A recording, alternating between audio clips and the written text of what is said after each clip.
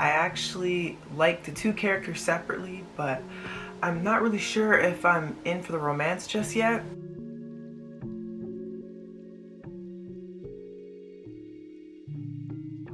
Hi, I'm Monique. I am the host of Off by Purple Heart podcast, where I talk to you about K-dramas, C-dramas, BTS, and basically whatever else I want to talk about. In today's episode, I want to give you my first impressions of My Demon, starring my boy, Kang. I really enjoy Kang.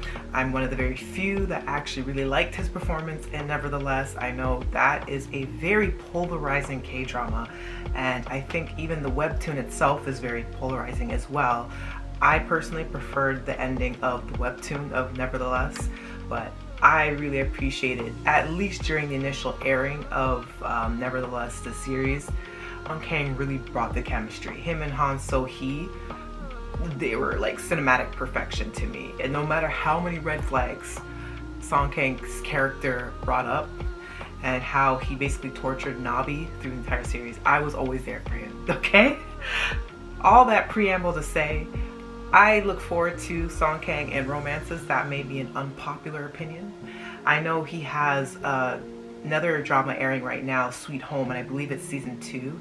I haven't gotten into it yet, mainly because I have to be in a certain mind frame to deal with more horror type shows, and I think Sweet Home, I may be mistaken in this, but it might deal with a lot of body horror, which I'm not always good with. And anyways, my first impressions of My Demon. So we meet the two main leads. We have this 100-plus-year-old demon, I believe is Guwon, played by Kang, and we also have Do-hee, which is the love interest. And as I kind of mentioned in the open, I find the two characters themselves really interesting. So with the female lead in particular, Do-hee, I think her family dynamic is what initially drew me in. Just going by the first episode, it has a very Succession-like storyline. We have her mother, who is Madame Ju, and I believe that she is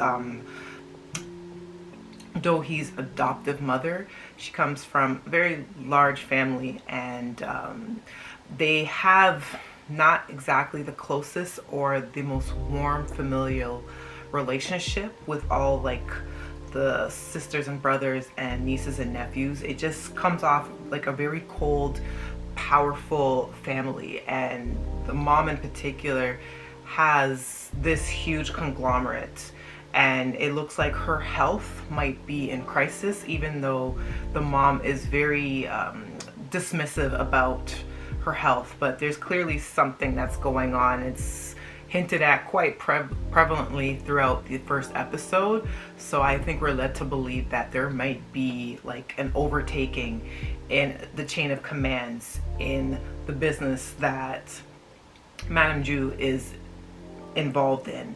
So a lot of the family members, they don't seem particularly close, and it looks like there could potentially be a lot of backstabbing that's going on. It seems like the only family member that she has any warmth to is to Do-hee, who is the adopted daughter. I don't know what is the backstory with the parents, but we get a couple of flashbacks with her parents. I assume they passed away tragically, but there isn't a lot of detail, at least not that I remember from the viewing. But I find that interesting. So there is the kind of intrigue of the family business and the fact that the mother's health might be failing, and that it will be kind of like a intricate game of chess to see who will overtake as far as power dynamics.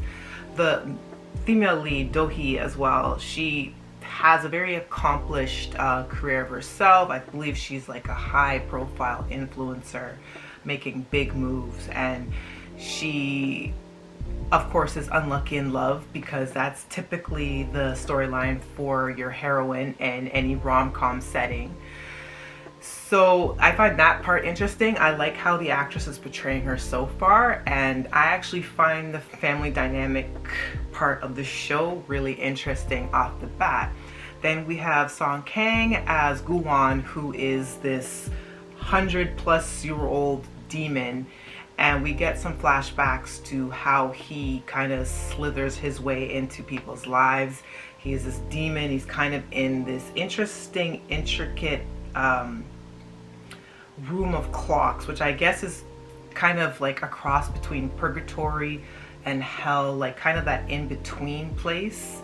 And he, as most demons do, are very mischievous, and they like to strike up deals with human counterparts, and usually the deal is too good to be true, and he comes to collect that soul in about a decade. That seems to be the usual beat of things, and we see a few examples of this as well.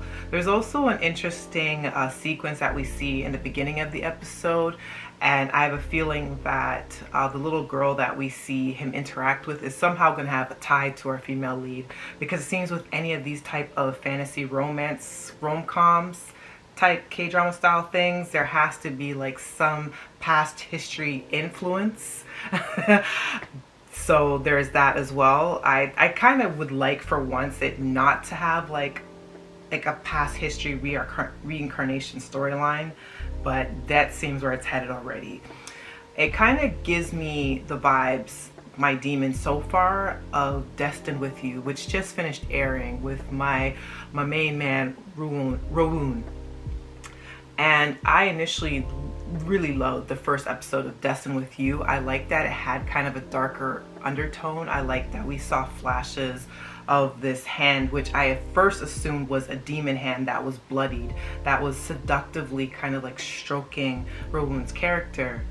And I like the dark, mysterious intrigue of that, but yet that show was really turbulent. And in the end, I didn't really find it that satisfying, and it was really the chemistry of the two actors that kind of kept me in until the end. So I did end up completing Destined with You, but I wasn't really that happy with some of the show direction, and there was a lot of focus on side characters that I had absolutely zero interest in, that really didn't advance the plot, in my humble opinion. I kind of get similar vibes with my demon. I hope I'm wrong, because there is some intrigue in it. I do like the two characters separately and how they interact with their secondary and tertiary characters. With Guan and his side plot, he has like two indentured, I guess, humans that have previously died, and I guess they've also struck up deals with him, but they seem to be kind of traveling along with him in the human world. There is like a Korean dancer, and she refers to herself as the Beyonce of Korean dance, which I was like, Miss Girl, really? Miss Girl, like, slow your roll, right? And then he has like a butler character as well, and they seem to be kind of fighting for his attention. He's like, God, you guys are so goddamn annoying. I should have just let you die. Which is really funny to me. And I also find the female lead, Do-hee, I think she's really interesting as well. As I said before, like, I find her family dynamic and the potential succession light storyline going along there to go along with like the dark, mysterious vibe of the show really cool. As far as the romance, I'm not actually really sold on it yet, and nor really should I be. It's just episode 1, so there's obviously a lot to go here. There's a couple of beautiful sequences with them together. There's particularly the scene where it's towards the end of the show that kind of leaves us on a cliffhanger. They go over a bridge and they end up being dived deep into the sea, and you can see their hands connect, and there's this particular tattoo. I don't know if it's like a talisman for the demon, for Guwan's character, and you see it kind of slowly transfer to Do-hee's hand, which I guess we're supposed to get the interpretation that there is a link to them that hasn't been fully revealed yet. And then they kind of come up to the surface the next day, and the mystery question is, well, why does she get the tattoo?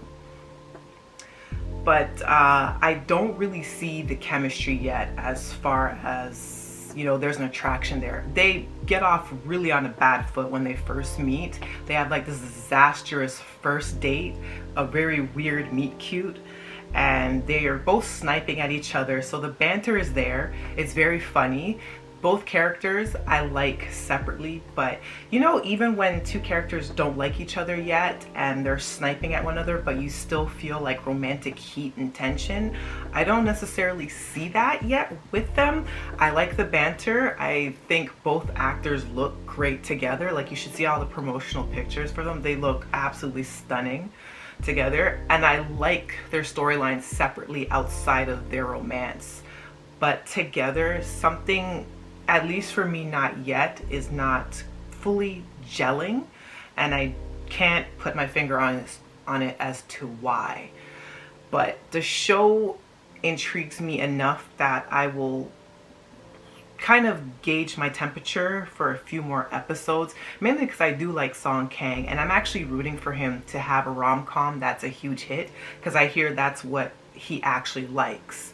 It turns out that because he has such a unique, unusual look to him, as good looking as he is, there's something uncanny about the way he looks, so I can see why they would pick him to play a demon character. And I mean that with no shade. I mean that in the highest compliment, that he is very unusual yet striking looks to him. So there's something very unsettling about him.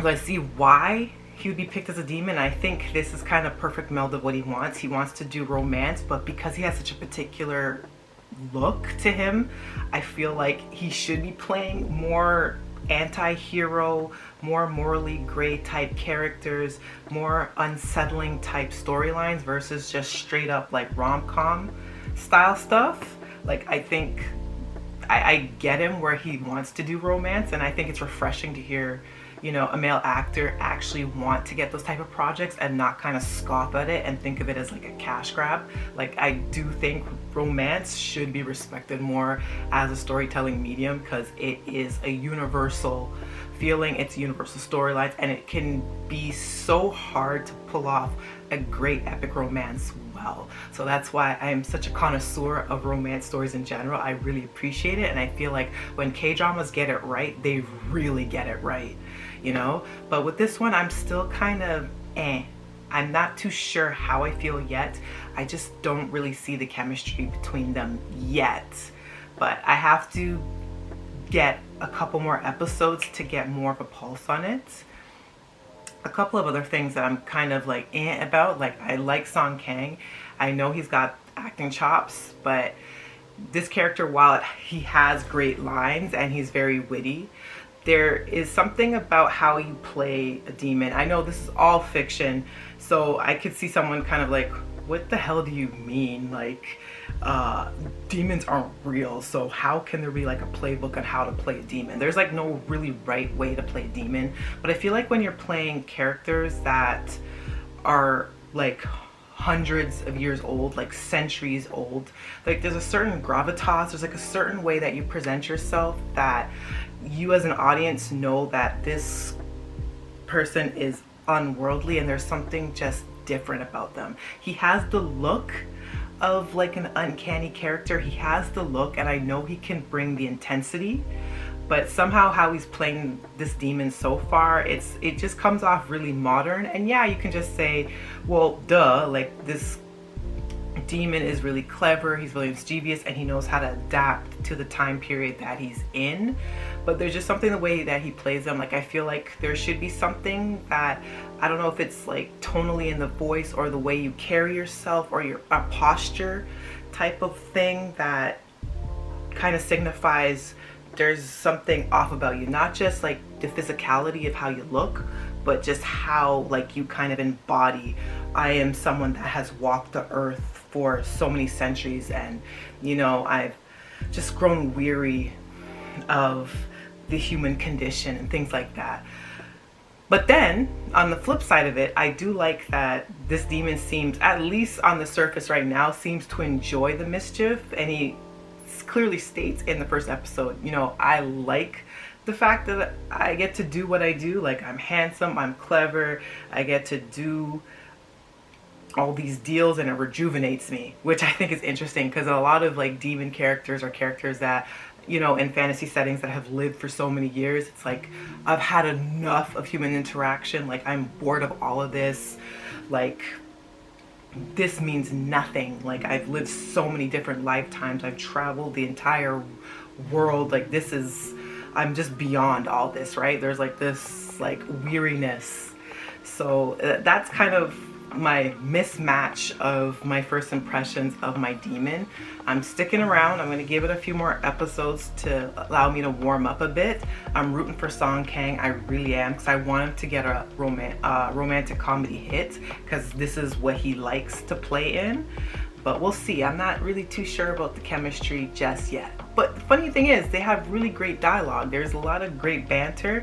Both characters are really funny, and I find them both intriguing, and I find like their own subplots really interesting as well. Like his connection to his human subjects and her connection to her family, and the underfootedness of it all, and plus the eeriness, the creepiness of that driver that's been kind of following her around, who was attacking her, and how she was able to quickly, you know, overtake him and get away, and actually have like some survival instincts, unlike some characters, you know, messing with you, you know what I mean? So I'm curious to see where the show goes from here. Not fully sold on it yet, but the high production value, the characters look good together, the storyline's interesting enough, and at least there's enough kind of eerie darkness that I'm in it. I just hope that they can hold on to that while also handling the romance and the comedic aspects that I've seen in some of the trailers that have come out for it. So I guess we'll see. Anyways, thank you for tuning in for this episode. I really appreciate you, and I really look forward to seeing you again. If you're liking what you're hearing, if you're listening via Spotify, or if you're watching via YouTube, please share.